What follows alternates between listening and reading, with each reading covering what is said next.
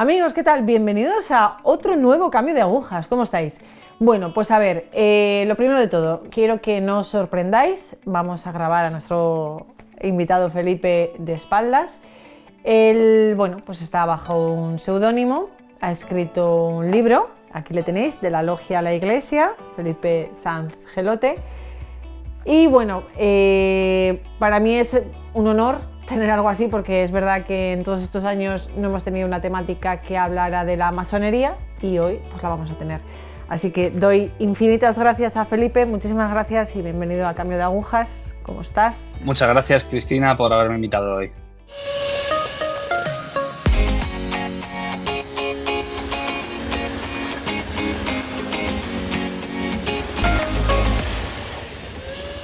A ver, digamos que tu vida está marcada primero por un catolicismo vacío. Ese vacío te lleva, no sé, a la fascinación por la masonería. ¿Cómo llegas a este camino? ¿Qué es lo que te lleva hasta ahí? Y bueno, pues al final yo siempre he sido una persona muy espiritual, siempre he sido creyente, es decir, nunca he dejado de creer, por eso mi testimonio no es de conversión, sino de regreso. Utilizo ese símil con Odiseo, ¿no? Con la famosa epopeya griega de retornar a Ítaca, a su lugar de origen. Y lo que me lleva a ello es esa búsqueda espiritual y el encontrarme quizá con cierta mala suerte, lo pongo al principio del libro, con dos iglesias muy diferentes. Una iglesia como muy buenista, muy pusilánime, muy vacía de espiritualidad, y otra demasiado dogmática, sesgada y fuerte, quizá para un niño o para un adolescente que todavía no tiene unos conceptos teológicos muy claros, ¿no? Eso al final hace que yo vaya buscando a Dios en diferentes sitios, y luego eso junto con en la treintena, que es donde me acerqué yo a la masonería, esa edad en la que ya eres adulto, estás emancipado y empiezas a ver a tu alrededor, pues nihilismo, superficialidad. Me costaba esa parte de integración social, en el sentido de no encontraba nada con un sentido espiritual profundo o con unos valores que se cumpliesen. Y bueno, pues encontré ciertos personajes, como puede ser Churchill u otros, que descubrí que eran masones y para mí eran referentes en cuanto a un hombre, digamos, con cierta moral, cierto. Y empecé a investigar. Y eso me llevó a entrar en masonería, ¿no? Más que nada por esa búsqueda de crecimiento interior o de crecimiento personal y espiritual. Al final lo que no vas encontrando en un sitio lo vas buscando en otro, y en mi caso me llevó a la masonería. Parece ser que hay distintas logias en España. ¿Cómo llegas a elegir esa concretamente? ¿Y cómo arranca, digamos, tu contacto con la masonería? Sí, efectivamente. Hablar de masonería en realidad son las masonerías, ¿no? Hay varios tipos. Si lo queremos dividir o con dos clasificaciones. La primera sería regular e irregular. Las logias regulares se supone que son aquellas en las que se exige la creencia en un ser superior, el gran arquitecto del universo, que ese es uno de los puntos más peliagudos. Eh, y se prohíbe hablar de religión y de política para que no haya discusión interna, para intentar que haya buen ambiente. Y luego hay otra masonería que sería más de corte francés, donde ya es laica, en muchos casos anticlerical, claramente. Se permite hablar de religión, de política, de absolutamente de todo. Esa es una clasificación. Y otra sería por el tipo por el sexo de los miembros. Es decir, hay logias masculinas, femeninas y mixtas. Normalmente las logias regulares, normalmente no, bueno, se autodenominan regulares porque además son solo de hombres, ¿no? Entonces, en mi caso yo estuve buscando y me pareció buena idea el no Vale. poder hablar de política y religión, puesto que son las principales vías de conflicto con los demás normalmente. Y el hecho de exigir la creencia en un ser superior, yo era creyente, con lo cual me parecía lógico, me parece una parte del ser humano que no se puede soslayar. Y eso fue lo que me llevó a acercarme a la Gran Logia de España, en mi caso, ¿no? Que es digamos, dentro de las masonerías, es la masonería regular aquí en España.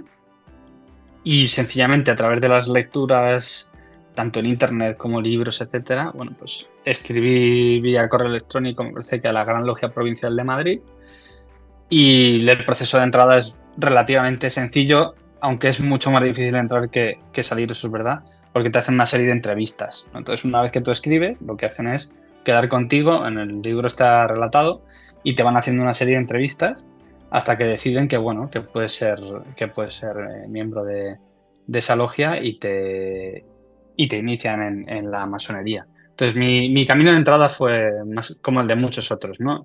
Una búsqueda, un contacto y a partir de ahí ya ir haciendo una serie de entrevistas hasta que te dicen bueno, pues que eres admitido y que te van a iniciar. Vale, ¿qué compromisos adquieres?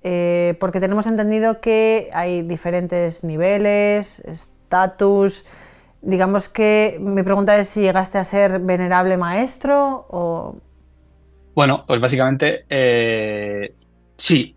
Una vez que entras, la masonería bebe de los antiguos constructores de catedrales. Yo en mi camino he descubierto, o creo haber descubierto, que en realidad es solo un símbolo, es decir, no es real, yo creo que no es real. Entonces hay tres niveles principales, el de aprendiz, el de compañero y el de maestro. Con cualquier oficio que conocemos, desde que el hombre es hombre, pues tú entras sin saber, hacer de aprendiz, luego eres el peón del taller y luego ya eres capataz o maestro. Es decir, no han inventado nada, han copiado lo que el hombre lleva haciendo desde el inicio de los tiempos. Esos son los tres principales. Y luego están los grados superiores o colaterales, dependiendo de los ritos, porque hay varios ritos en masonería, donde ya tienes que ser maestro y perfeccionas, vas perfeccionando, entre muchas comillas, ¿no? Lo que has aprendido de maestro. Entonces, los compromisos principales son no desvelar la identidad de otros masones, puesto que ha habido persecuciones a lo largo de la historia. Entonces, eso es un compromiso muy fuerte, ¿no? El no desvelar quién es masón y quién no. Y luego no desvelar las palabras secretas, signos y tal por las que se identifican en cada grado. Que eso, bueno, está todo en internet, o sea que tampoco sé yo si es mucho secreto. Esos son los compromisos principales. Y luego el famoso secreto masónico, que mi conclusión es que no hay secreto. El secreto masónico es que no hay secreto, es sencillamente este teatrillo que se monta. eh, que claro, no puedes guardar un secreto que no existe porque ni lo conoces ni existe, ¿no? Pues esos son los compromisos principales, ¿no?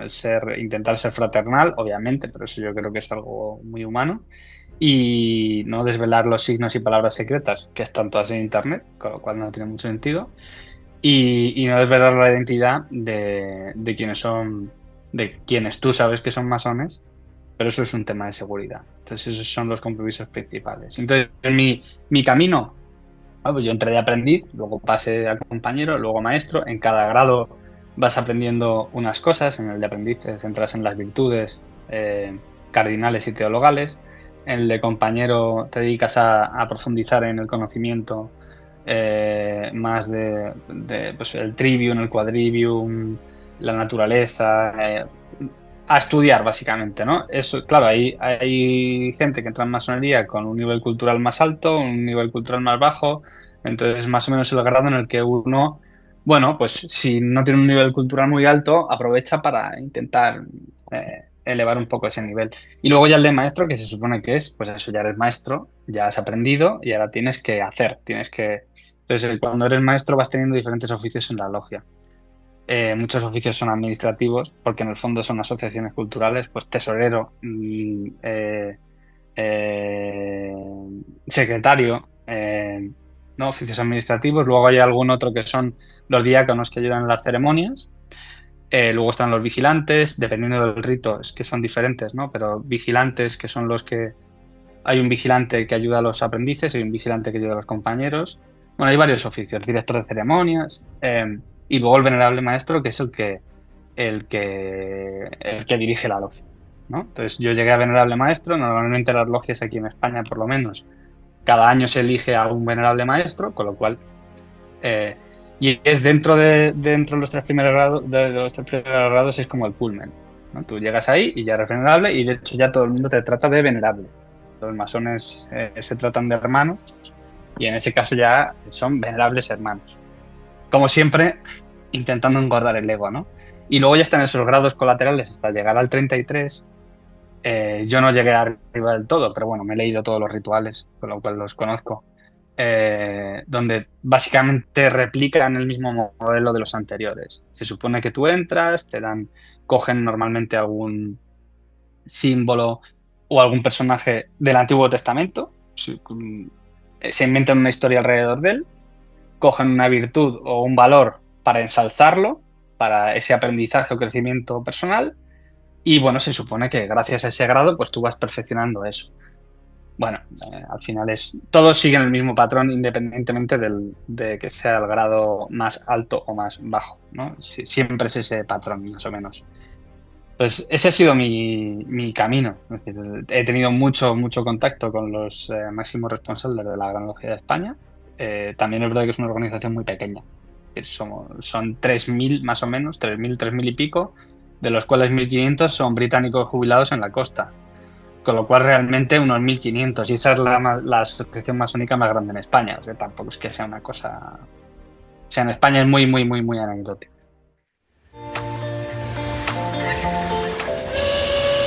¿Encuentras lo que buscas? ¿Te satisface lo que encuentras? No sé, ¿percibes alguna diferencia entre logias? Bueno, la primera pregunta, ahora ya puedo contestar que no encuentro lo que busco. Quizá tampoco sabía lo que buscaba. Ese puede ser el origen. Quizá no sé lo que buscaba.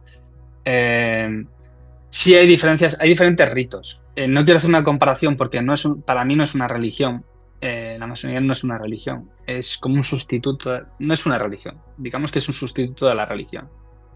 Entonces, pero si queremos hacer un paralelismo, igual que en el catolicismo hay diferentes ritos, pues los orientales, el romano, ¿no? En masonería también hay diferentes ritos. ¿Hay diferencias? Sí, en la forma sí, en el fondo yo creo que no.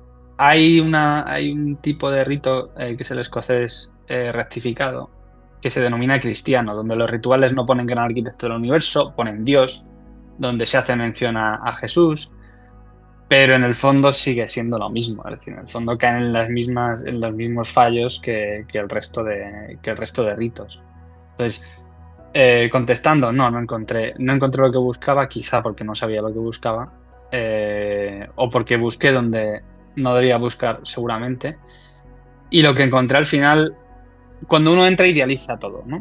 Entonces, claro, a mí me parecían todos los masones pues, muy honorables, lo bien que hablaban, ¿no? Qué bien hablan, qué cultura, qué caballerosidad, ¿no? Parecían como lores ingleses, qué maravilla.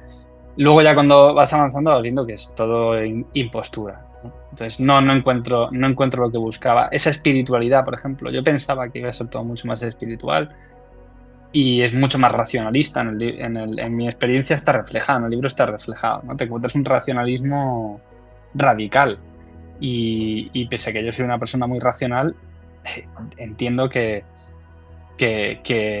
Dios es incomprensible para el hombre, ¿no? Es decir, tenemos ciertos destellos ahí donde quizá podamos entender un poco qué hacemos aquí o qué quiere Dios de nosotros, pero es imposible. Tú por la vía racional no puedes entender más allá, ¿no? Entonces no encuentro lo que encontraba.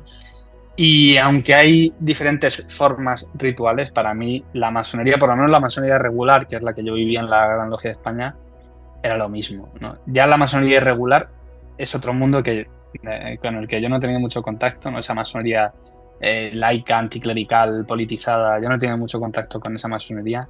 Y sí me parece que es muy diferente a la masonería en la que estuve yo. Vale, la masonería son unos hermanos con un interés de unirse en un ataque, pero ¿contra quién? O sea, ¿a quién hay que abatir realmente? Sí, bueno, en esa masonería irregular sí que hay un claro ataque a la iglesia, eso sí que lo veo, sobre todo en Francia. O sea, el lado francés es clarísimo. Ahí yo creo que hay pocas dudas, hay testimonios de ex masones franceses, o sea, ahí hay muy pocas dudas. En los casos, por ejemplo, en Iberoamérica, no lo veo tan así. Lo que pasa es que es verdad que se sirven seguramente de la masonería para intentar medrar a nivel económico o a nivel empresarial. Eso sí. Entonces el enemigo a batir es todo aquel que no esté en tu grupo de poder o en tu grupo de acción o en tu ámbito de acción, ¿no? Pero en el caso de Francia sí que creo que hay una masonería muy anticlerical En Italia, por ejemplo, que he visitado logias allí, hay un poco de todo. Allí me parece que sucede un poco como en España, pese a que son mucho, mucho más grandes. Allí son cientos de miles de masones, no son unos pocos miles como aquí. Allí lo que quiero es que tienen el problema que, claro, tienen infiltrados como la famosa logia P2. Eso fue un escándalo y los masones con los que yo he hablado allí, todos tienen mucho miedo porque lo que sí ven es que es como el caso español, ¿no? Hay infiltraciones pues, de mafia, política, poder, economía en ciertas logias. Y claro, una logia trabaja, si tú no vas a esa logia, tú no sabes lo que hacen dentro, ¿no? Entonces, hay diversidad. O sea, mi respuesta es que no es blanco o negro, hay diversidad en las actuaciones. Pero en el caso francés sí que lo veo clarísimo. Para mí sí que es claro, sí que es como me has indicado, sí. Vale, entonces podríamos decir en definitiva que es una lucha del demonio por desbancar a Dios. Es que el demonio existe realmente, ¿no? Sí, bueno, de hecho lo cuento en el libro, tengo una pequeña experiencia en la que no solo yo, sino otros ex masones, porque hemos tenido una experiencia. Lo que quiero es que no es la masonería en sí, sino que esto abre puertas al demonio. Claro, en cuanto tú quieres poner en el centro al hombre y que el hombre sea Dios, ya estás abriendo las puertas al demonio. ¿No? Es decir, la famosa rana que está allí en Salamanca, encima de una calavera, no es la lujuria, ¿no? No es el peligro de la lujuria, como todo el mundo entiende. No, no, allí eso es alquímico, porque la rana simbolita. Mire, no. Pero ¿qué sucede? Que esto abre las puertas a otras cosas. Y claramente abre las puertas al demonio. Yo lo viví en una experiencia con eso, con unos cuantos masones, donde cada vez que entraban 3 masones en la logia, teníamos un sentimiento muy desagradable, de pronto calor, incluso en invierno, en los templos aquí en Madrid, que están en un sótano, porque es un local comercial. En invierno que hace frío, sin ventanas, empezaron a aparecer moscas, que solo vimos algunos, el resto no vieron, ¿no? Y esa sensación desagradable, es decir, yo creo que abres puertas sin querer y sin darte cuenta precisamente a la presencia del maligno. No lo veo no lo veo plasmado directamente como de una manera clara en los rituales o en las prácticas, pero obviamente estás abriendo puertas, ¿no?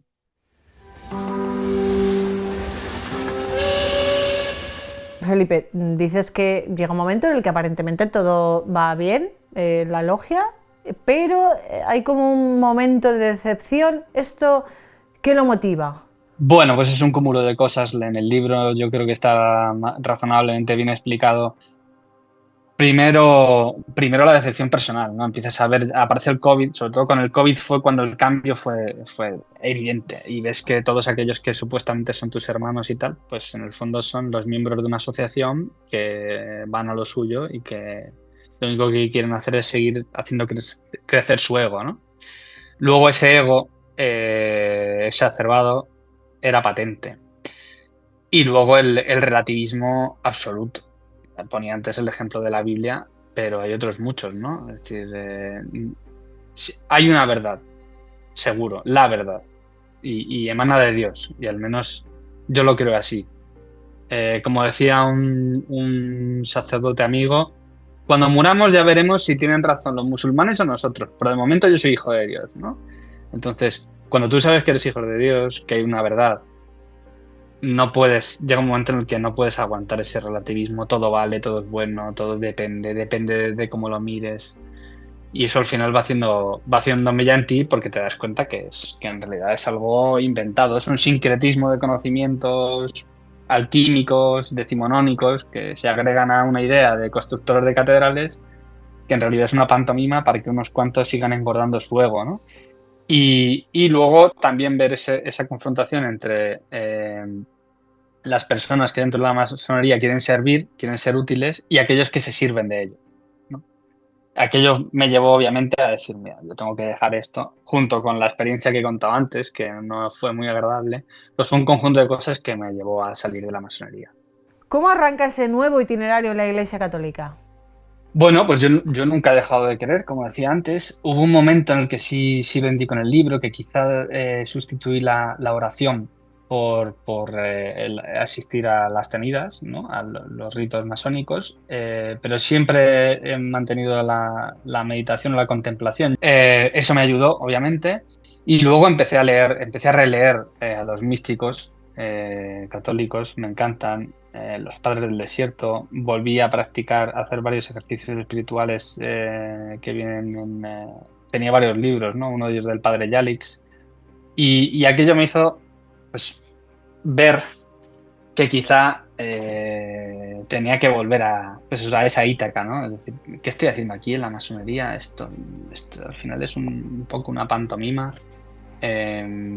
Todo eso me ayudó a regresar, ¿no? Entonces, y el regreso fue bastante bonito y sobre todo a mí me tocó el alma porque encontré algo que quizá de pequeño no había encontrado, ¿no? Es decir, al final decidí dejar la masonería, la dejé, presenté mi plancha de quite que se llama, escribí un correo electrónico y me dieron de baja de la Gran Logia de España y se acabó. Y entonces, bueno, pues un día paseando por Madrid acabé en la Almudena y allí tuve una experiencia potentísima. Yo creo que me tiré 2 o 3 horas, más de una hora seguro, en torno a 2 horas, orando y contemplando. Y hubo un momento en el que a mí me pareció escuchar una voz que me decía, confísate y ven a mí. Y cuando abrí los ojos tenía allí el Cristo Pantocrátor de la Almudena. Aquello me impresionó y al poco, bueno, pues me fui a confesar. Yo he tenido muy malas experiencias con la confesión cuando era pequeño y siempre he ido temeroso y ese día iba absolutamente temeroso. Yo pensaba que el sacerdote de poco más que me iba a pegar o algo así, ¿no? ¿Y cuál fue mi sorpresa? Porque me recomendaron una parroquia en particular, aquí en Madrid, en Mirasierra, y cuando entro me encuentro un Cristo Pantocrátor gigante. Y aquello ya me hizo pensar que quizá no era casualidad todo aquello. El sacerdote fue excepcional. Me preguntó yo creo que eso tuvo que ser una inspiración divina, porque no sé por qué. Me preguntó si yo alguna vez me había alejado de la Virgen. Le dije que no, que jamás. Es verdad, yo tengo una devoción mariana de siempre, de niño. Y, y si me había alejado de mi ángel custodio, le dije que jamás. Y entonces él me explicó, mira, hijo, te has descarriado, pero tú no eres un apóstata, es decir, no has renegado de Dios, pero te has descarriado. Y has tenido la suerte de tener unos grandes compañeros en el viaje, como son la Virgen, los ángeles y los arcángeles. Entonces, dale gracias y sobre todo comulga. Y efectivamente, a los pocos días fui a comulgar. Y buah, me emociono y todo porque el momento de la comunión de nuevo fue algo que me llenó absolutamente. Fue una conexión que jamás he vuelto a tener, jamás. Noté la gracia realmente y la unión con Dios y ese fue mi retorno. Y desde entonces, bueno, pues un católico normal y corriente que va a misa todos los domingos, comulga, se confiesa. Si puedo, voy algún día más entre semana a misa, que por trabajo no es muy fácil.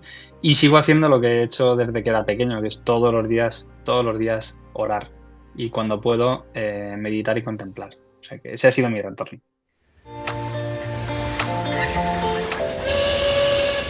Felipe, me surge una duda en referencia a tu familia, a tu mujer. Eh, ¿Ellos conocían que tú eras masón? Quiero decir que ibais todos juntos en familia los domingos a la Eucaristía y entonces, ¿esto cómo se...? Pues sí, o sea, básicamente, bueno, mi familia lo conocía muy poca gente. Mi mujer, mi madre, una hermana. Tampoco por miedo, sino porque era algo como íntimo, era algo como personal, no tenía por qué compartirlo. Y mi mujer, la verdad es que nunca me dijo nada. Y confía mucho en mí. Nos conocemos desde que somos niños prácticamente, llevamos toda la vida juntos, ¿no? Y fue un gran apoyo, porque lo único que hacía era, bueno, decir, ¿qué estará haciendo este hombre? como no veía cambios grandes ni que hiciese grandes locuras, siempre estuvo ahí, siempre estuvo a mi lado. Pero claro, yo sabía que estaba excomulgado. Es algo que a poco que tengas una mínima formación católica, pues yo escuchaba a muchos masones decir que bueno, no, dependiendo del texto. No, señores, estamos excomulgados, ¿no? Entonces, cuando íbamos a misa, hubo una temporada que no íbamos mucho a misa, pero cuando íbamos a misa, yo lo único, obviamente, no comulgaba. Estaba claro, si estoy excomulgado, no puedo comulgar. Y cuando regresé, cuando dejé la masonería y volví a los sacramentos y a una vida católica mucho más activa, pues claro, mi familia, sobre todo mi hija pequeña, se sorprendió de verme comulgar. De hecho, en el libro está escrito, ¿no? El día que comulgo de nuevo después de dejar la masonería, mi hija pequeña lo dice, papá, nunca te había visto comulgar. Y de hecho ahora viene siempre, todavía no puede hacer la comunión porque es pequeña, pero siempre que voy a comulgar me coge la mano y se viene conmigo, ¿no? O sea que yo creo que la familia es una parte muy importante para alguien que tiene dudas de si dejar o no la masonería, y como reflejo en el libro, lo importante es no atacar esa creencia, porque si no lo que haces es reforzarla. Tienes que mostrar amor y tienes que mostrar que estás ahí, y sobre todo rezar por esa persona. Vale, Felipe, ¿has encontrado en la Iglesia Católica lo que anhelaba tu corazón? Pues voy a contestar y voy a decir que no, Vaya. porque lo que anhelaba mi corazón era Dios, y Dios ha sido el que me lleva a la Iglesia. Entonces, el que me ha devuelto a la Iglesia, o me ha llevado de retorno a la Iglesia. Entonces, no es que lo haya encontrado en la Iglesia, es que me he reencontrado con Dios. Entonces, de manera lógica y de manera divina, he retornado a la Iglesia. ¿Qué mensaje te gustaría dejar a aquellos que hoy conocen tu testimonio? Bueno, pues lo que busco, como decía al principio, era compartir la experiencia, desmitificar un poco la masonería, porque yo creo que ese halo de misterio atrae a mucha gente, y luego te das cuenta que es algo mucho más banal, por desgracia, mucho más banal. Y luego dar un mensaje a aquellos que sean masones y que estén pensando en salir, y también a las familias, sobre todo aquellas familias católicas que tengan algún miembro entre la masonería. A los masones, que no tengan miedo, que no va a pasar nada, que no se van a quedar solos, que eso es un miedo que muchos masones tienen, a quedarse sin ese grupo de gente o de amigos. Yo sigo teniendo amigos en masonería, pocos, pero sigo teniendo. Y tengo mis amigos de toda la vida y mi familia, es decir, que no tengan miedo. Y a las familias decirles que no les ataquen. Yo he encontrado, y en el libro está escrito, a muchos masones que quizá hayan podido tener dudas de si salir de la masonería, y sus mujeres o sus familiares que son católicos, que entienden que la masonería es algo malo, lo que hacen es atacar a la masonería. Y ese ataque lo que hace es que ellos refuercen su posición en seguir estando en la masonería. En mi caso, yo pongo el ejemplo de mi mujer. Mi mujer ha sido mi compañera, lo sigue siendo, lo seguirá siendo. Y lo que hizo fue sencillamente estar a mi lado y hacerme ver que yo tenía a alguien esperándome en casa, y seguramente rezar por mí, aunque no me lo ha dicho nunca, pero seguramente ha rezado por mí.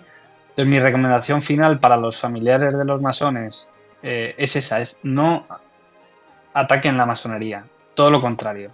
Sean un ejemplo en su casa, estén con los brazos abiertos para que esa persona que está en masonería vuelva, y recen por ellos, obviamente. Felipe, se me ha acabado el tiempo, lo siento muchísimo. Muchísimas gracias por tu testimonio, muchísimas gracias por tu sinceridad, de verdad, de corazón. Va a hacer muchísimo bien. Gracias, gracias. Pues muchas gracias a ti, Cristina, por haberme invitado y darme la posibilidad de contar mi experiencia.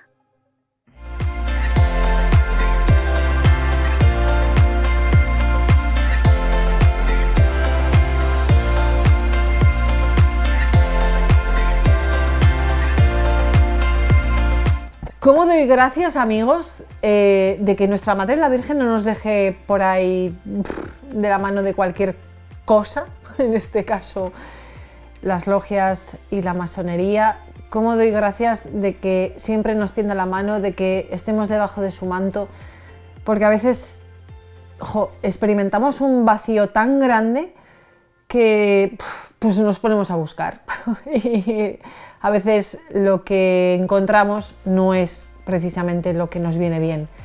Entonces, bueno, pues yo me quedo con la imagen que tiene el libro de Felipe, de mirar al Señor, de volver a Él, de ese hijo pródigo que al final vuelve al Padre. Así que, amigos, dejar de buscar, por favor, volver al Padre, dejaros llevar, dejaros hacer, ser ese trocito de barro que al final se convierte en una vasija para el Señor. Gracias por estar hoy aquí con nosotros. Gracias.